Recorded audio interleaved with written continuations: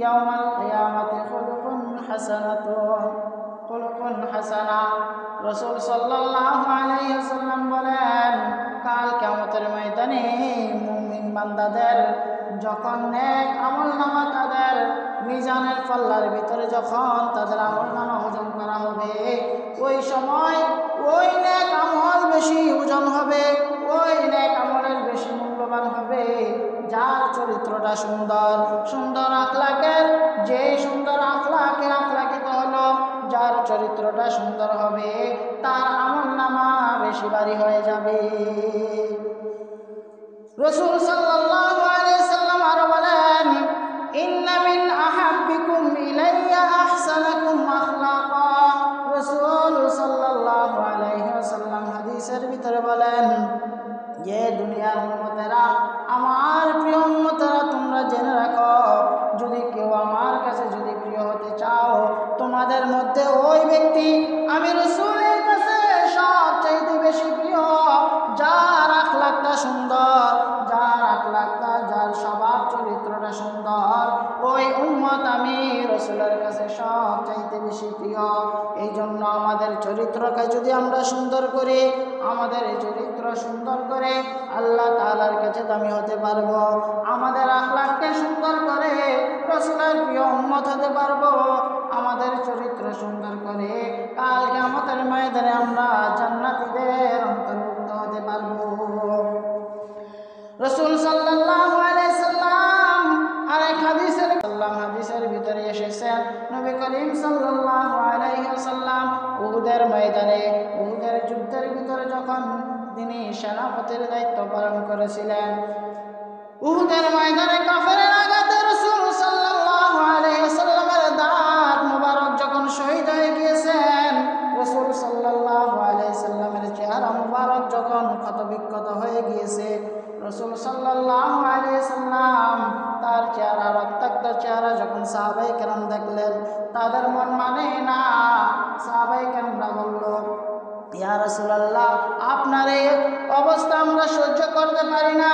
কারণ সাহাবায়ে কেরামরা এমন রাসূলকে ভালোবাসতেন, সাহাবায়ে কেরামরা নিজেদের জীবন দিয়ে দিতে রাজি আছেন, কিন্তু রাসূলের উপরে একটা ফুলের টোকা পড়বে সেটা সহ্য করতে পারতেন না।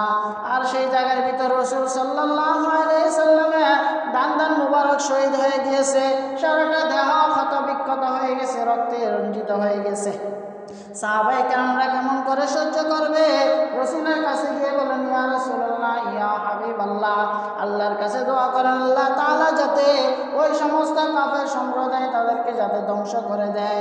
রাসূল সাল্লাল্লাহু আলাইহি সাল্লামের কেমন আদর্শ, ওনার কেমন মন, ওনার কেমন উত্তম চরিত্র। রাসূল সাল্লাল্লাহু আলাইহি সাল্লাম বলেন, রে সাহাবায়ে কেরামরা, আমি নবী তো দুনিয়াতে এমনটাই জন্য এসেছি, আমি তো কার উপর বদদুয়া দেওয়ার জন্য দুনিয়াতে আসি নাই, আমি এসেছি রহমত স্বরূপ। ওমা আরসালনাকা ইল্লা রাহমাতাল লিল আলামিন। রাসূল সাল্লাল্লাহু আলাইহি সাল্লাম বলেন, আমি তো দুনিয়াতে এসেছি মানুষকে নাজাত দেওয়ার জন্য, আমি দুনিয়াতে আমাকে আল্লাহ তাআলা পাঠিয়েছে নাজাত দেওয়ার জন্য, মানুষের রহমত স্বরূপ আমাকে প্রেরণ করা হয়েছে, তাহলে আমি কেমন করে তাদের নামে বদদুয়া করি? আল্লাহ রাসূল সঙ্গে সঙ্গে হাত তুলে আল্লাহ তাআলার কাছে দোয়া করতেছেন, আল্লাহুম্মা হদি কওমি ফাইন্নাহুম লা ইয়ালামুন।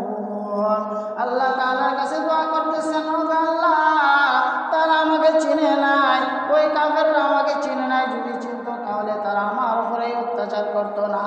আল্লাহ তুমি তাদেরকে মাফ করিয়া দাও, আল্লাহ তুমি তাদেরকে হেদায়েত দিয়ে দাও, সৎ পথে তুমি তাদেরকে সৎ পথের দিশা দিয়ে দাও, তাদেরকে সৎ পথ প্রাপ্ত তুমি বানিয়ে দাও, তাদেরকে হেদায়েত দিয়ে দাও। আলহামদুলিল্লাহ, আলহামদুলিল্লাহ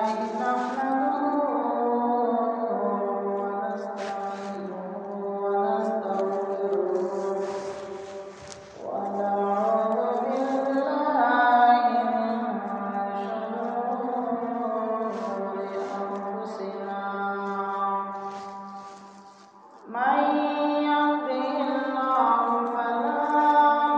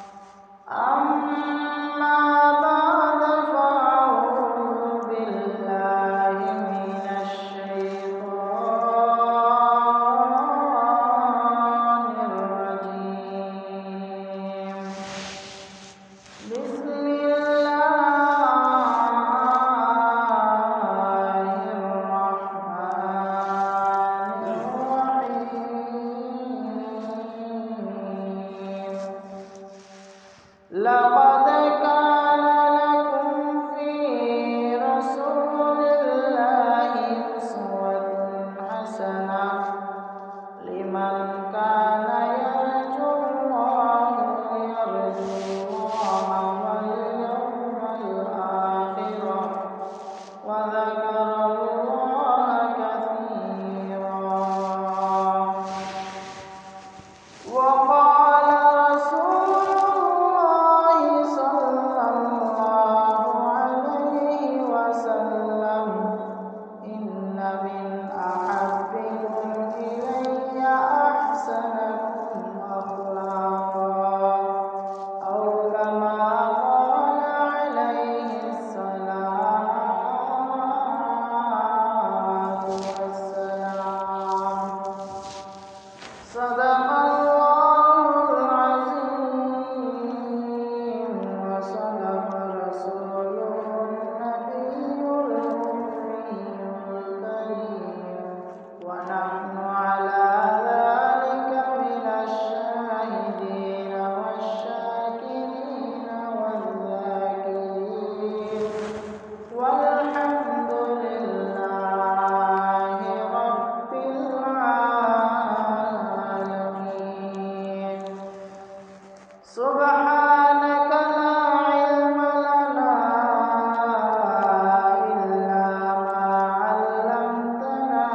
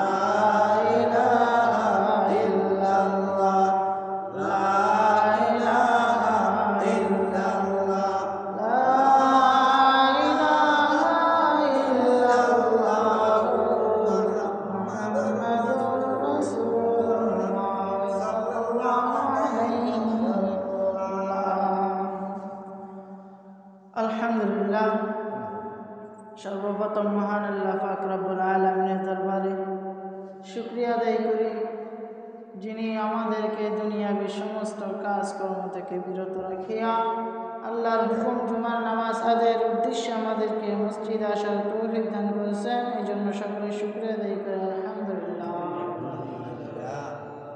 লক্ষ কোটি দুরূদ ও সালাম পেশ করছি হযরত মুহাম্মদ মুস্তাফা সাল্লাল্লাহু আলাইহি সাল্লামের রওজা ধারে। আল্লাহ তাআলার কাছে দোয়া দরখাস্ত করতেছি, আমাদের পিতামাতা যাহাদের অন্ধকার কবরে চলে গেছে, আত্মীয় স্বজন সহ তাদের কবরের আযাবকে মাফ করে আল্লাহ তাআলা তাদেরকে চিরসুখের জান্নাতের বাগান বানিয়ে দিক। সকলে বলেন আমিন। সম্মানিত মুসলিম কেরাম, আজকে রজব মাসের 2 নম্বর খুতবা। আজকের খুতবাতে স্বভাব এবং চরিত্র, মানুষের স্বভাব চরিত্র কেমন হওয়া উচিত, এই স্বভাব চরিত্র সম্পর্কে সংক্ষিপ্ত আকারে কিছু আলোচনা করা হয়েছে। আল্লাহ পাক রব্বুল আলামিন ধৈর্যের সাথে কিছু কথা বলা এবং ধৈর্যের সাথে আপনাদেরকে কথাগুলো শোনার তৌফিক দান করুক। সকলে বলেন আমিন। আমিন। সকলে আমলে নিয়তে শুনব। কথাগুলো থেকে আমরা নিজেদের জীবনটাকে, নিজেদের স্বভাব চরিত্রটাকে ওইরকমভাবে যখন গড়ে তুলব, তখন আমরা আল্লাহ তাআলার কাছে দামি হব, রসুলের কাছে প্রিয় হয়ে যাব। এই জন্য একজন ইমানদার হিসাবে, একজন মুমিন মুসলমান হিসাবে আমাদের স্বভাব, আমাদের চরিত্র কেমন হওয়া দরকার, এই ব্যাপারে ইসলামের ভিতরে আল্লাহ তাআলা কুরআনুল কারীমের ভিতরে, রাসূল সাল্লাল্লাহু আলাইহি সাল্লামের হাদিসের ভিতরে অসংখ্য অমৃত কথা বলেছেন। এই কথাগুলো যদি মেনে যদি আমরা আমাদের জীবনের স্বভাব চরিত্র, নিজেদের কথাবার্তা, উঠা বসা, লেনদেন, মানুষের সাথে সুসম্পর্ক বজায় রাখি, নিজেদের চরিত্রটাকে সুন্দর করি, তাহলে আল্লাহ তাআলার কাছে আমরা প্রিয় হয়ে যাব। আল্লাহ তাআলা আমাদেরকে তার খাঁটি বান্দাদের অন্তর্ভুক্ত করবে, আমাদেরকে পুরস্কার স্বরূপ জান্নাতুন নামে সেই নিয়ামত দান করবে। সুবহানাল্লাহ। এই জন্য আমরা আমলের নিয়তে একটু মনোযোগ দিয়ে কথাগুলো শুনবো। আল্লাহ তাআলা আমাদেরকে তৌফিক দান করুন। আমাদের স্বভাব চরিত্র কেমন হওয়া উচিত, এই ব্যাপারে আল্লাহ পাক রব্বুল আলামিন কুরআনুল কারীমের ভিতরে একটি আয়াত নাযিল করেছেন। আমি খুতবার ভিতরে সেই আয়াতটা পড়েছি যে আমরা যে আমাদের স্বভাব চরিত্র কেমন হওয়া উচিত, আল্লাহ তাআলা আয়াত নাযিল করে জানিয়ে দিয়েছেন যে তোমাদের স্বভাব রয়েছে তোমাদের রাসূল হযরত মুহাম্মদ মুস্তাফা সাল্লাল্লাহু আলাইহি সাল্লামের আদর্শের ভিতরে, তার স্বভাবের ভিতরে। আল্লাহু তাআলা লাকাদ কানা লাকুম ফি রাসূলিল্লাহি উসওয়াতুন হাসানাহ লিমান কানা ইয়ারজুল্লাহা ওয়াল ইয়াউমাল আখির ওয়া যাকারাল্লাহা কাসীরা। আল্লাহ পাক রব্বুল আলামিন কালামুল্লাহ শরীফের ভিতরে আমাদেরকে আমাদের স্বভাব কেমন করব, আমাদের চরিত্রটা কেমন করব, এই ব্যাপারে আল্লাহ তাআলা কুরআনুল কারীমের ভিতরে বলেন, এ দুনিয়ার মানুষ, তোমাদের জন্য হযরত মুহাম্মদ মুস্তাফা সাল্লাল্লাহু আলাইহি ওয়াসাল্লামের চরিত্রের ভিতরে রয়েছে তোমাদের জন্য উত্তম আখলাক, উত্তম চরিত্র। তোমাদের জন্য, তোমাদের মধ্যে যারা আল্লাহ তাআলাকে পেতে চায়, তোমাদের মধ্যে যারা আল্লাহ তাআলাকে পেতে চায়, যাদের অন্তরে আল্লাহ তাআলার জন্য মহব্বত আছে, আল্লাহ তাআলার জিকির আজকার করো, যারা আল্লাহকে আল্লাহ বলে মেনে থাকো, তোমাদের জন্য উত্তম চরিত্র রয়েছে হযরত মুহাম্মদ মুস্তাফা সাল্লাল্লাহু আলাইহি সাল্লামের চরিত্রের ভিতরে। কারণ তোমাদের চরিত্রটা যদি আমি রাসূল, আমার নবী, আমার বন্ধু হযরত মুহাম্মদ মুস্তাফা সাল্লাল্লাহু আলাইহি ওয়াসাল্লামের চরিত্রবান হতে পারো, তাহলে তুমি হবা আমি আল্লাহ তাআলার কাছে দামি, তুমি হবা আমি আল্লাহ তাআলার প্রিয় বান্দাদের অন্তর্ভুক্ত। জোরে জোরে বলেন ঠিক কিনা? এই আয়াতের ভিতরে আল্লাহ পাক রব্বুল আলামিন আমাদের আখলাক কেমন বলতেছেন, তোমরা যদি তোমাদের চরিত্রকে সুন্দর করতে চাও, তোমরা যদি তোমাদের আখলাককে সুন্দর করতে চাও, তাহলে কার আখলাক তোমরা মেনে নিবা, কার আদর্শকে তোমরা গ্রহণ করবা? আয়াত নাযিল করে আল্লাহ তাআলা বলে দিয়েছেন, তোমরা যাতে হযরত মুহাম্মদ মুস্তাফা সাল্লাল্লাহু আলাইহি সাল্লামের আখলাকে আখলাকিত হও। তার স্বভাবে তোমরা স্বভাব যদি নিজেদের স্বভাবকে যদি তার স্বভাবের মতো করে তোমরা, তাহলে আমি আল্লাহ তাআলার কাছে তোমরা প্রিয় বান্দার অন্তর্ভুক্ত হয়ে যাবা।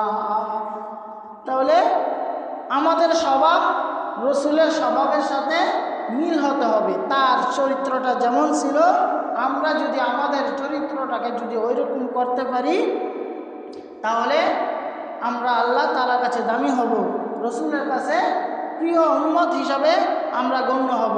তাহলে আমাদের জন্য পরকাল, আমাদের জন্য সুসংবাদ, পরকাল আমাদের জন্য সুখীময়, সেই কালে আমাদের জন্য শান্তি আর শান্তি।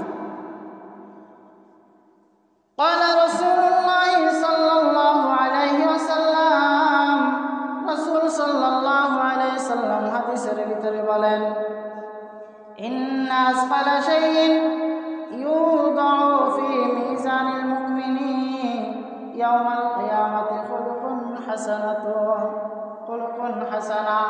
রাসূল সাল্লাল্লাহু আলাইহি ওয়াসাল্লাম বলেন, কাল কিয়ামতের ময়দানে মুমিন বান্দাদের যখন নেক আমলনামা তাদের মিজানের পাল্লার ভিতরে যখন তাদের আমলনামা ওজন করা হবে, ওই সময় ওই নেক আমল বেশি ওজন হবে, ওই নেক আমলের বেশি মূল্যবান হবে যার চরিত্রটা সুন্দর, সুন্দর আখলাকের, যে সুন্দর আখলাকে আখলাকিত হলো, যার চরিত্রটা সুন্দর হবে তার আমলনামা বেশি ভারী হয়ে যাবে। রাসূল সাল্লাল্লাহু আলাইহি সাল্লাম আরো বলেন, ইন্না মিন আহাব্বিকুম ইলাইয়া আহসানাকুম আখলাকা।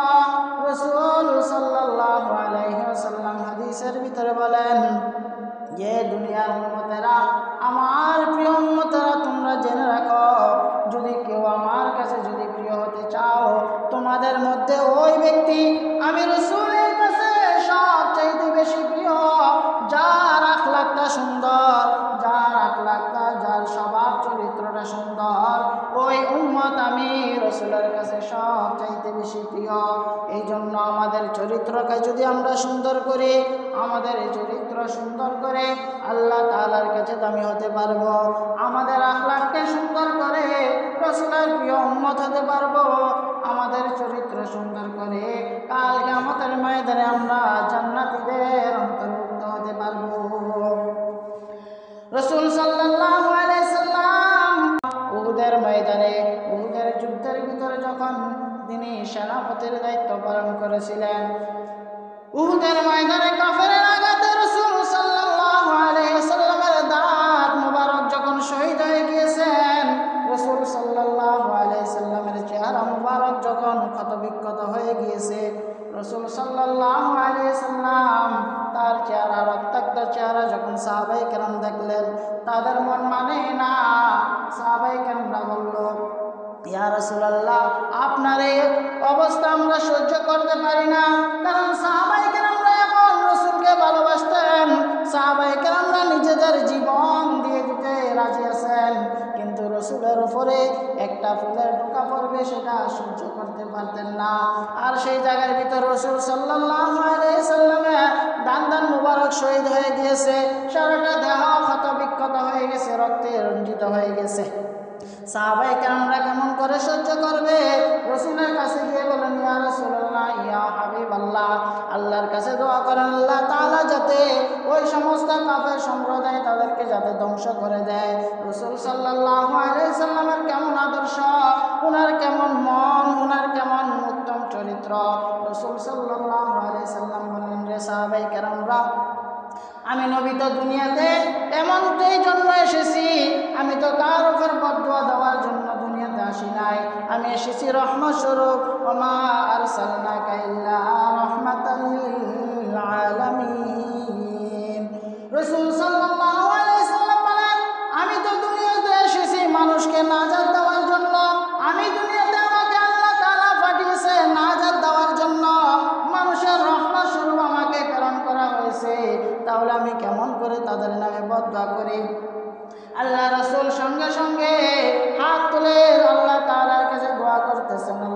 اهد قومي فإنهم لا يعلمون। আল্লাহ তাআলার কাছে দোয়া করতেছেন, ও আল্লাহ, তারা আমাকে চিনে নাই, ওই কাফেররা আমাকে চিনে নাই, যদি চিনতো তাহলে তারা আমার উপরে অত্যাচার করতো না। আল্লাহ তুমি তাদেরকে মাফ করিয়া দাও, আল্লাহ তুমি তাদেরকে হেদায়েত দিয়ে দাও, সৎ পথে তুমি তাদেরকে সৎ পথের দিশা দিয়ে দাও, তাদেরকে সৎ পথ প্রাপ্ত তুমি বানিয়ে দাও, তাদেরকে হেদায়েত দিয়ে দাও। রাসূল সাল্লাল্লাহু আলাইহি সাল্লাম দামদাম মুবারক শহীদ হয়ে গেছে, সারাটা দেহ ক্ষত বিক্ষত হয়ে গেছে, তারপরও কাফেরদের জন্য রাসূল বদদুয়া করেন নাই, তাদের হেদায়েতের দোয়া করেছে। তাহলে সেই রাসূলের চরিত্রটা কেমন, সেই রাসূলের আদর্শটা কেমন, সেই নবীর উম্মত হয়ে আমাদের আদর্শটা কেমন করা দরকার, সেই নবীর উম্মত হয়ে আমাদের আদর্শটাকে আমরা কি পরিমাণ উত্তম আদর্শ করা দরকার। কিন্তু আমরা সেই রাসূলের আদর্শ না মানিয়া আমরা আমাদের আদর্শটাকে নাপাক করে ফেলেছি। এই জন্য রাসূল সাল্লাল্লাহু আলাইহি ওয়াসাল্লামের আদর্শে যখন আমরা আদর্শিত হব, তাহলে দুনিয়াতে এবং আখিরাতে আমরা আল্লাহ তাআলার কাছে এবং তার রাসূল হযরত মুহাম্মদ মুস্তাফা সাল্লাল্লাহু আলাইহি সাল্লামের কাছে সবচেয়ে বেশি প্রিয় হয়ে যাব। তাহলে আমাদের আদর্শটাকে এরকম সুন্দর করার দরকার। আমার উপরে কেউ যদি অত্যাচার করে, আমাকে কেউ একজন গালি দিল, আমি তার গালির জবাবটা না দেই, চুপ থাকি, তাহলে আল্লাহ তাআলা আমার উপরে কি করবে? রহমত বর্ষিত করবে।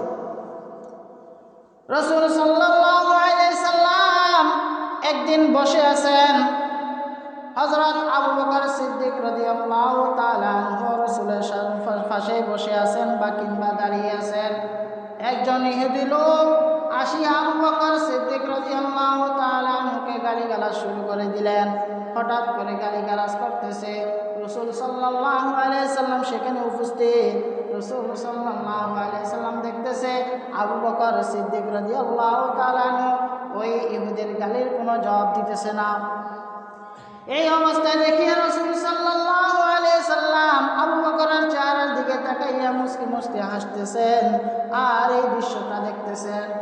কিন্তু ইহুদি যখন বেশি থেকে বেশি গালিগালাজ শুরু করে দিলেন, আবু বকর সিদ্দিক একটা গালির জবাব দিলেন, তখন রাসূল সঙ্গে সঙ্গে বসার থেকে দাঁড়ায় গেলেন, মুখটা মলিন করে রাগান্বিত চেহারা নিয়ে যখন হাঁটা শুরু করলেন, চলে যাইতেছে। এই অবস্থা আবু বকর সিদ্দিক রাদিয়াল্লাহু তাআলা দেখে তখন সে চিন্তায় পড়ে গেল, হায় রে, এতক্ষণ পর্যন্ত আমাকে গালি দিল, রাসূল হাসতেছে, এখন কি হয়ে গেল? রাসূল রাগান্বিত হয়ে এখান থেকে চলে গেছেন। আবু বকর সিদ্দিক রাসূলের কাছে গিয়ে বললেন, ইয়া রাসূলুল্লাহ, ইয়া হাবিবাল্লাহ, ওগো আল্লাহর নবী, আপনার সামনে যখন আমাকে ইহুদি যখন গালি দিল, আপনি তার গালির কোনো জবাব দিলেন না, আপনি তখন হাসতেছেন। যখন আমি তার গালির জবাব দিলাম, আপনি কেন আপনার চেহারাটা মলিন করে ফেললেন? রাগান্বিত চেহারা নিয়ে কেন এখান থেকে উঠে চলে আসলেন? রাসূল সাল্লাল্লাহু আলাইহি সাল্লাম বলেন, রে আবু বকর, তুমি তো জানো না, তুমি তো দেখো নাই, যখন ইহুদি তোমাকে গালি দিতেছে, আল্লাহ পাক রব্বুল আলামিন একজন রহমতের ফেরেশতা তোমার ডান পাশে দাঁড়িয়ে দাঁড়িয়ে ওই ইহুদির প্রতিটা গালির জবাব দিতেছে। আর যখন তুমি তার গালির জবাবটা তুমি নিজে দিলা, তখন রহমতের ফেরেশতা চলে গেছে, তোমার বাম পাশে ইবলিস এসে দাঁড়িয়ে গেছে। তাহলে আমাদেরকে যখন কেউ গালি দিব, যখন আমরা চুপ থাকতে পারি, এই ধৈর্যটা যদি আমরা ধরতে পারি, তাহলে আল্লাহ তাআলার পক্ষ থেকে একজন সাহায্যকারী রহমতের ফেরেশতা এসে আমার পাশে দাঁড়িয়ে আমাকে যে গালি দিতেছে, আমার যে ক্ষতি করতে চাইতেছে, তার পাল্টা জবাব সে দিয়ে দিবে। এই জন্য আমাদের চরিত্রটাকে সুন্দর করব কিভাবে? যে আমাদের উপরে কারো যাতে গালি না দেয়, কেউ যদি আমাকে গালি দেয় তার প্রতি উত্তর আমি না করা, কারো ক্ষতি না করা, চুরি না করা, ডাকাতি না করা, মানুষের উপরে অত্যাচার না করা, এগুলো রাসূলের আখলাক ছিল। রাসূলের উপর যদিও জুলুম আসতো, তারপর রাসূল কি করতেন না? তাদের সেটার প্রতি উত্তর করতেন না। কিন্তু ইসলামের ভিতরে যখন ইসলামের উপর যদি আঘাত আসতো, তখন রাসূল সাল্লাল্লাহু আলাইহি সাল্লাম রেগে যাইতেন, তখন খেপে যাইতেন। কিন্তু নিজের উপরে যদি কোনো জুলুম আসতো, সেটার ব্যাপারে আল্লাহ তাআলার কাছে কখনো তার জন্য বদদুয়া করেন নাই। রাসূল সাল্লাল্লাহু আলাইহি সাল্লাম একদিন রাস্তা দিয়ে হাঁটতেছেন, শীতের দিন,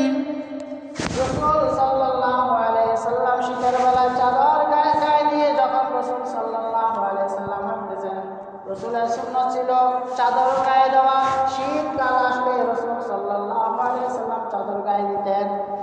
ওই লোকটা বলল, এ মুহাম্মদ, আমাকে ভিক্ষা দাও, আমি তোমার কাছে ভিক্ষা চাইতেছি, আমার খাওয়ার মতো কিছু নাই।